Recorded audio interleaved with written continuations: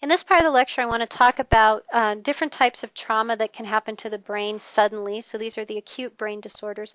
Later, I'll talk about diseases and conditions that have a more chronic uh, uh, impact on the brain.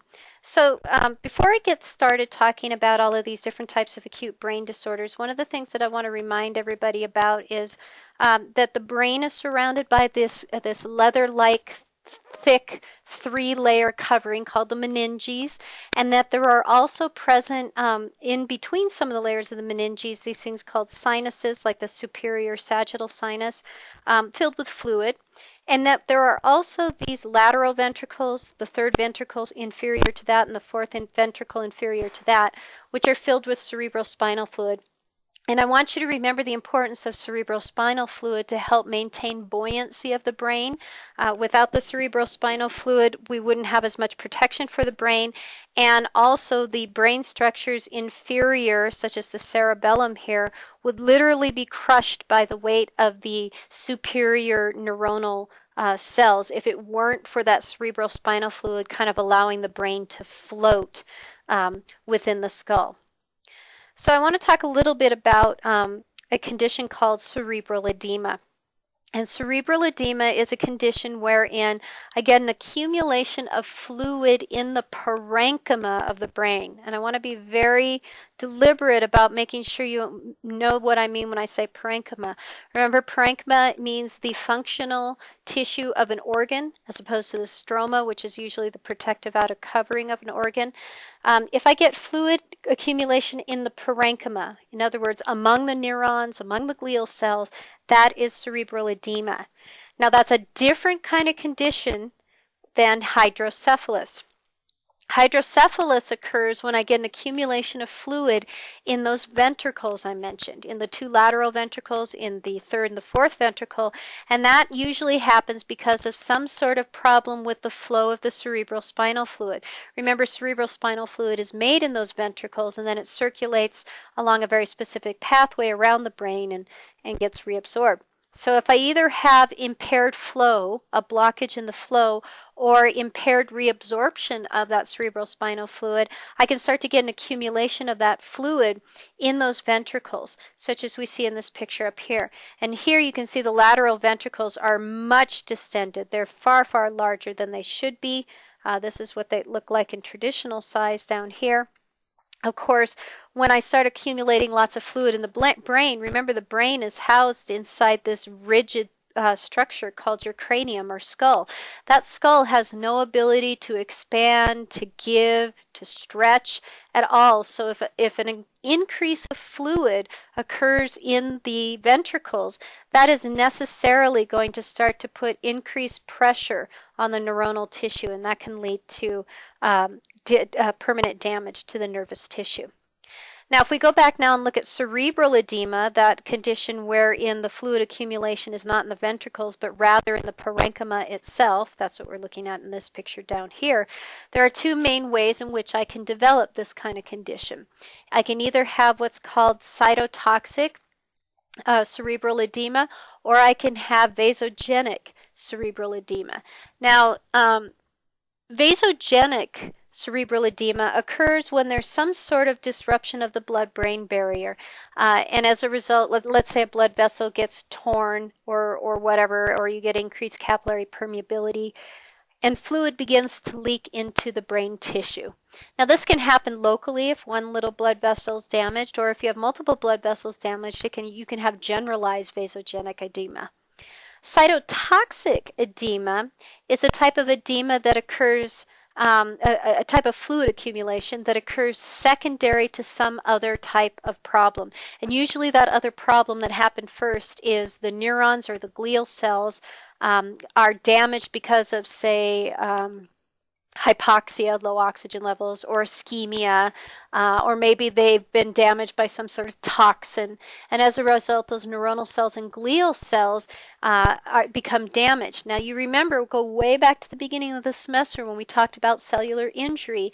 If a cell becomes hypoxic, or if a cell experiences ischemia, one of the first things that happens is the mitochondria no longer have access to oxygen, and therefore they can no longer make ATP. If I can't make ATP anymore, I can't fuel those sodium-potassium pumps that normally kick sodium ions out of the cell. And if I can't kick sodium ions out of the cell, those sodium ions can begin to accumulate within the cell, and where sodium accumulates, water will follow, and so these cells begin to take on more and more water. So it literally is the parenchyma of the brain itself that is becoming edematous or filled with fluid. So with cerebral edema, you get more of what we see down here, where the ventricles are of normal shape, but you start to see that the architecture of the sulci and gyri has become altered because of the accumulation of fluid. And in this case, you can see down here, there's the architecture of the brain just doesn't even look normal because of such a massive amount of fluid accumulation. Now, sometimes with increased intracranial pressure, you can develop a condition called a brain herniation, which is not a good thing. If, for example, let's just imagine that somebody had a blood vessel rupture or something that occurred in this area of the brain, and you started to get an increase in parenchymal pressure here. That's going to start to dislodge or displace brain tissue. And sometimes when that brain tissue gets displaced and it moves into an area of the skull where it's not normally seen, we call that a brain herniation. And the problem with brain herniations is once I start really distending brain tissue and pushing it into places where it shouldn't go, I oftentimes also distort the blood vessels that feed that region of the brain to the point where the blood vessels either get pinched off or they rupture, and as a result, that region of tissue undergoes infarct. Infarct means tissue death due to loss of blood delivery. Now, there's lots of different types of brain herniations, and your book talks about several. The only one I'm going to talk about, just to give you an example of one, is called a tonsillar hernia. This is probably the worst you can get. In a tonsillar hernia, you have actual displacement of the cerebellum, and the cerebellum moves, portions of it get squeezed out or pushed out through the foramen magnum down in this area here. I'm sorry, for some reason this isn't showing my pen, but down in the foramen magnum right there, you're going to get displacement of the cerebellum. And when the cerebellum displaces out the foramen magnum, that's a very dangerous situation, because the other major important structure that exits out the foramen magnum is, of course, your spinal cord. So if I start putting excess pressure against the spinal cord in this area, of course that's going to lead to potential damage to the spinal cord, and it can even lead to death of the patient. Now, your book also talks about one other thing that relates to herniation, and that's a Durrett hemorrhage. And a Durrett hemorrhage occurs basically, it's a mass effect.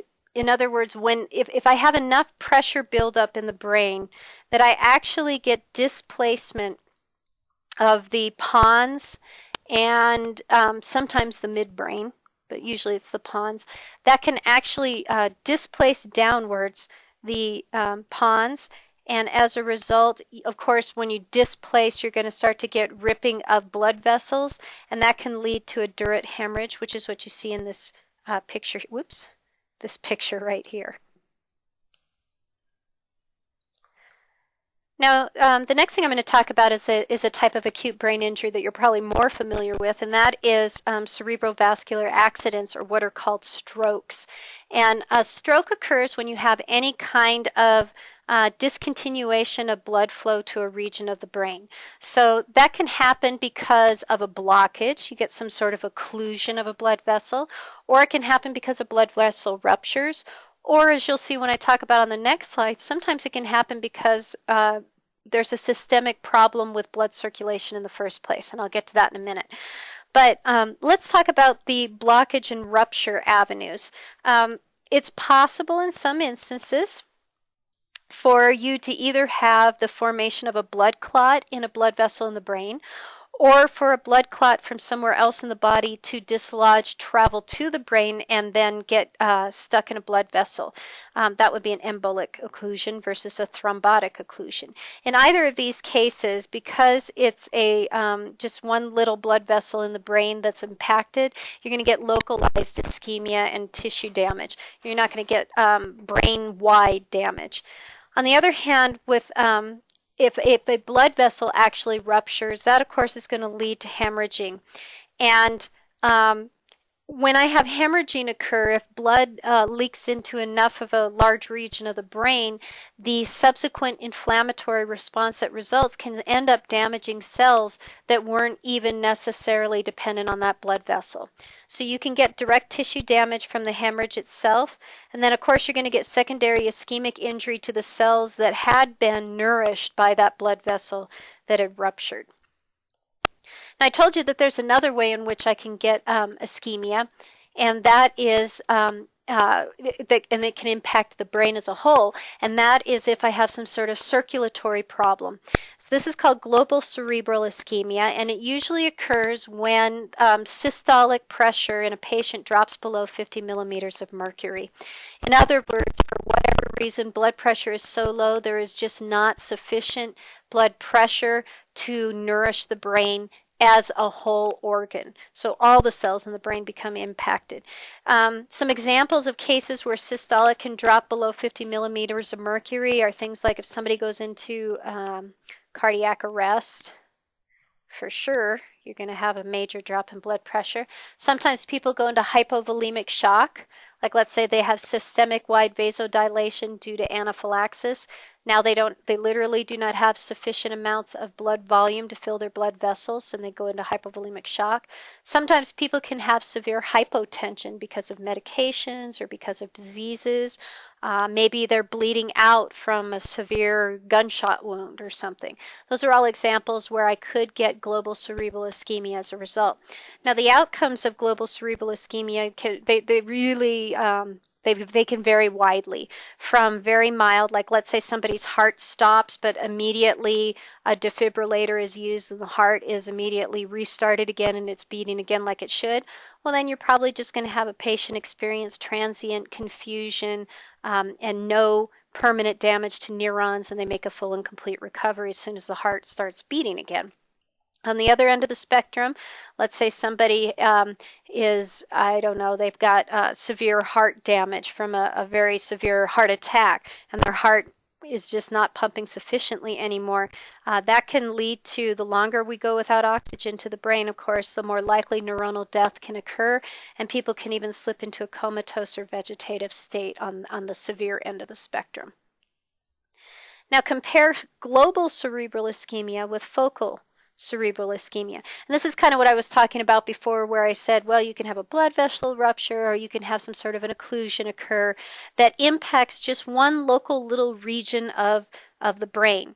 So usually this is due to some sort of occlusion, some sort of blockage. Maybe you have atherosclerosis, or the buildup of plaque in a blood vessel, or you get some sort of clot or whatever it is. And as a result, you get when that blood vessel gets blocked, you get focal ischemia of the brain tissue. Now, if that's resolved quickly, no permanent damage done.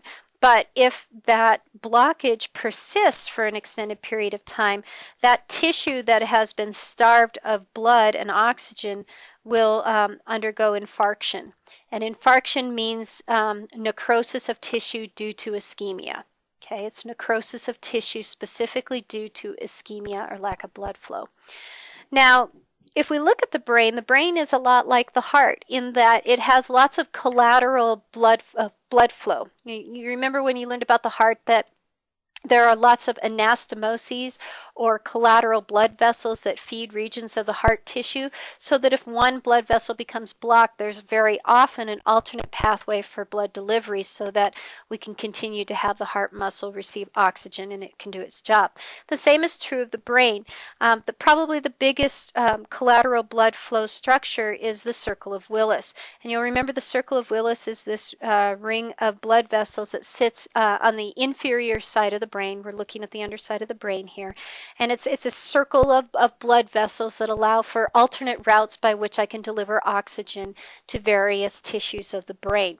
Now, if we look at the overall blood vessel delivery mechanisms of the brain, it goes something like this. I've got the circle of Willis down here, and I've got a lot of blood vessels that are around the periphery or surface of the brain that deliver oxygen. So if I'm a neuron and I'm located either close to the outer edge of the brain,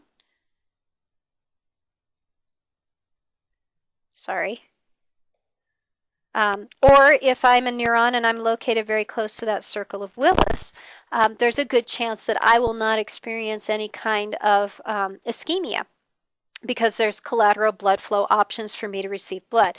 However, if I happen to be a neuron located in kind of this deep middle area, I'm relatively far away from either of those blood vessel sources. And as a result, I am at greater susceptibility of ischemia and of infarct. Now remember, occlusions can occur because of a thrombus or an embolus. Either way, again, as I said, the regions where you're most likely to see that kind of damage are in these regions that are deep, the ones that are farthest away from a blood vessel. This is a pretty substantial example right here of a focal hemorrhagic region. So this is an infarction that occurred because of a cerebral artery that got blocked. Now, sometimes people can have a blockage occur that is, it only lasts for a very brief amount of time. And this can produce stroke-like symptoms, but that are very short-lasting. And these are called TIAs, or transient ischemic attacks. And this is really just an example of when maybe somebody gets a temporary blood clot that forms in a blood vessel, but the blood clot clears relatively quickly. So the person may experience some symptoms, but not for very long. So the types of symptoms you would see when a patient with experiencing a TIA would be similar to the kinds of symptoms a person having a stroke would experience. It's just they wouldn't last as long. So maybe the person gets weakness or numbness in an arm or a leg, and it's usually on one side of the body and not the other, okay, because remember, TIAs are localized, so it's just one little region of the brain not getting oxygen. Sometimes they'll have confusion. They might not be able to understand what people are saying to them, or maybe they understand what people are saying to them, but they can't really pick the right words to respond. They might have trouble seeing with one or both eyes, or they might have difficulty coordinating their movements to walk, for example. They might be unbalanced or uncoordinated. But the key here is that this is a transient event. It doesn't last for a long time. It's reversible. There's no permanent damage done. But it is a big red flag and is predictive for a stroke in the future. So these patients have to be particularly careful and vigilant about their health to ensure that they don't experience a more severe brain event down the road. Now, another collection of acute brain injuries falls into the category of mechanical trauma. If I have some sort of mechanical trauma to the brains, somebody falls off a ladder and they hit their head on the pavement, or they're in a car accident, or they get tackled in a football game, or whatever it might be. When I have some sort of an insult to the brain that results in any kind of change to that person, be it a psychological change, a physical change, an intellectual change, an emotional change, that is an acute brain trauma. And there are different types of brain traumas. Blunt trauma occurs when there's no breaking of the skin or the skull. And these are the most common kinds. So the best example I can give of a blunt acute brain trauma is if somebody gets a concussion playing football, for example. The less common type is an open brain trauma, and this is, somebody gets shot in the head, or they get an axe to the head, or their brain splits open when their head hits the windshield during a car accident, something like that. Now, when I have acute brain trauma, when I have this kind of a mechanical trauma, there are a couple terms that are often used to describe the sites of injury. And I'm going to use this guy here as an example. If this guy moves his head forward and slams into a windshield or whatever, this region is where brain injury occurs at the site of actual physical impact, is called the coup site. Now, remember, the brain is floating in fluid, right? It's buoyed up by all this cerebral spinal fluid. So when the brain rushes forward during this mechanical impact, it actually kind of bounces off the front of the skull in that cerebral spinal fluid, and then it trajects back and actually will slam against the back of the head secondarily, and it can produce additional damage to the brain tissue at the posterior end of the skull. That would be called the contra-coup injury. Now, coup and contra-coup are relevant to where where the injury first occurs mechanically. So if we look at this example, if somebody is experiencing whiplash and their head whips back, and the first location to experience mechanical force on it is this area of the brain, then this one would be the coup area, and then the rebound effect would be on the forehead, and that would be the contra-coup area of damage. Now, when we have mechanical disruption of the brain, we can divide this out into two major classes of damage. There's the damage that we cannot see readily, and there's the damage that we can see readily. The damage that we cannot see readily that sometimes happens for people when they experience mechanical trauma to the brain is called diffuse brain injury, or more commonly called diffuse axonal injury. And the idea here is this: when the neurons, the cells inside the brain, are disrupted by some sort of mechanical force or impact, the axons can get stretched, pulled, strained, torn, turned, spun in such a way that the axons, as a result, become damaged, and it leads to death of the neuron. That's called diffuse axonal injury. And it can even occur in the absence of blunt force trauma. Sometimes people can just have some sort of experience where they have rapid acceleration or rotation, and that is enough to twist or distort the parenchyma of the brain and cause this kind of damage. And diffuse axonal injury obviously not only is damaging the axons, it's damaging the synapses, so it can have a profound impact on brain function. It can even lead to an individual going into a coma. A good example of diffuse axonal injury is shaken baby syndrome. We think that probably the type of neuronal damage that occurs because of from shaken baby syndrome may fall in this category. Now, that's the kind of brain injury that you cannot really see readily. Focal brain injury is the type of brain injury that's grossly observable. Should be able to see it on a PET scan, a CAT scan, whatever. And there are 4 different types that I'm going to briefly talk about here, and they include concussions, contusions, hemorrhages, and hematomas. So let's go ahead and look at those. I'll start out with the least severe, which is the concussion. And in a concussion, what we have is a person will lose consciousness, but this event is reversible. And usually the person comes back relatively quickly. Sometimes during the time that they've lost consciousness, they may have temporary respiratory arrest. They may lose reflexes. And for sure, they're going to experience amnesia about the concussion event. So if somebody's playing football, they get tackled, they get a concussion, they usually will have no memory of what happened immediately before or after they got smacked. What causes this temporary loss of consciousness? We don't know. The pathogenesis of concussion is really not well understood. However, we do know it's a common acute brain injury of children for sure. Falls represent the greatest percentage of concussion-causing events, but other things like collisions or getting hit by a baseball in the head or whatever can also elicit a concussion. A little more severe is the contusion. And a contusion you can think of as like a bruising of the brain. We get damage to the parenchyma, and usually this happens because you have some sort of rapid tissue displacement, rapid tissue movement within the brain, and that causes disruption of blood vessels. And so the blood vessels start to leak. You might get a little bit of hemorrhaging. You probably are going to get some edema and tissue injury. Sometimes it can lead to focal necrosis. Contusions can occur from lacerations, like if a person gets shot in the head. And contusions can look like bruising.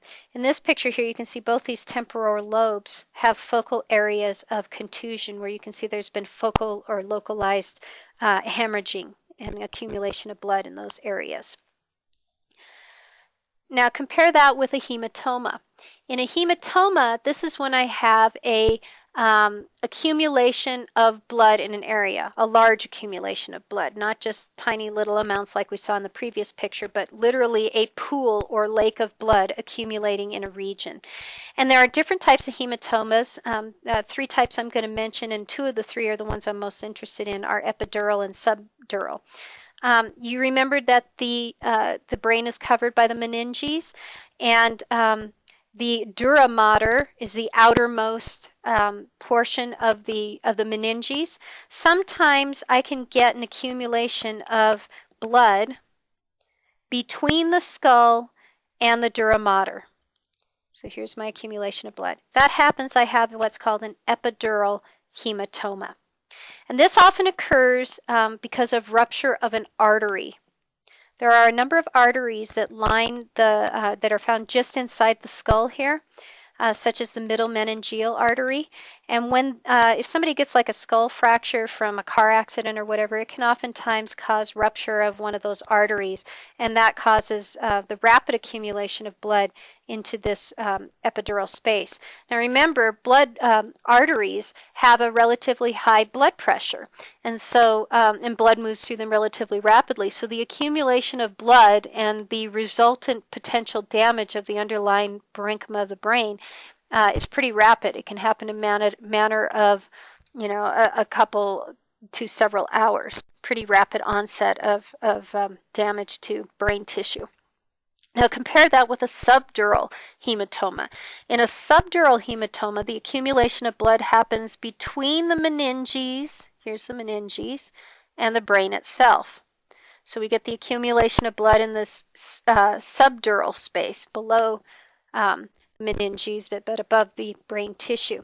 This usually occurs with the rupture of veins. There are a number of veins that traditionally bridge this area here that connect these 2 regions. And as a result, a lot of times this happens with kids or with the elderly. Sometimes if they have trauma, it can tear one of those veins, and then you start to get this accumulation of blood, this subdural hematoma. This is a much slower accumulation because remember, the pressure of blood in a vein is much lower than the pressure of blood in an artery. So rather than a matter of minutes to hours until onset of symptoms, this may take 1-2 days before you start to notice symptoms of pressure on the parenchyma of the brain. Now, the 3rd type of hematoma I'm not really going to spend any time on is a subarachnoid hematoma. This is when the blood accumulation happens in that subarachnoid space, which is in the 2nd layer. Remember the arachnoid layer of the meninges? There's a subarachnoid space, and you can sometimes get accumulation of blood in there, and that's seen sometime with contusions. I'm not going to worry about that one overly much. Now, the last major type of acute brain injury I'll talk about is a hemorrhage. Hemorrhage obviously means that I've had some sort of tearing of a blood vessel. So I'm getting a massive amount of accumulation of blood. Like you can see this huge blood clot in this brain that happened because of a blood vessel rupture. And lots of things can cause cerebral hemorrhage. Obviously, people who have chronic hypertension are at increased risk of blood vessel rupture because they just have higher blood pressure, and that puts additional mechanical strain on blood vessels. Some people are born, meaning this is congenital, meaning you had it since birth, with a condition called an arteriovenous malformation. Now, a normal blood vessel architecture is you have an arteriole that leads into a capillary bed, and then from the capillary bed, we have a venule that exits out the other side. That's normal architecture. In a person with an arteriovenous malformation, they're born with a structure wherein they have an arteriole that leads right into a venule with no capillary bed in between. And that's a problem because the blood pressure of an arteriole is relatively high, and venules are not built to withstand high blood pressure, and so they oftentimes will rip or rupture as a result of the high blood pressure they're receiving from the arterial. Now, usually people that have arteriovenous malformations experience some sort of a stroke by the ages of 20 to 40, and it's usually fatal. Another type of cerebral hemorrhage is you can have a saccular aneurysm. And a saccular aneurysm, remember, just aneurysm in general just means some sort of bulging outward of a blood vessel. You can see these frequently in the circle of Willis. And here's a picture of the circle of Willis here. If you think about the mechanics of laminar flow, of blood flow, okay, through blood vessels, anytime I have a blood vessel like the basilar artery here, and then it splits off in two directions, well, that point right here where the splitting occurs, that fork in the road, if you will, is going to experience a lot of blood pressure. It's going to experience a lot of mechanical shear stress because all the blood from the basilar artery is slamming right up against that point and then either going left or going right. And so this is a point of opportunity for an aneurysm, or this bulging out of a blood vessel. There are different, as you can imagine, since the circle of Willis has so much collateral blood flow, there are many points of forking at which places, these are places at which you could actually have some sort of saccular aneurysm occur. That's another way you can get a cerebral hemorrhage. Eventually one of those aneurysms can rupture. And of course you get bleeding out. And then of course, it goes without saying, somebody could actually have some sort of physical trauma that causes hemorrhaging in the brain. And of course, when I have hemorrhaging, hematomas often accompany that hemorrhaging. And I think, yep, that's good enough for now. The next thing up we're going to talk about is more chronic types of brain disorders.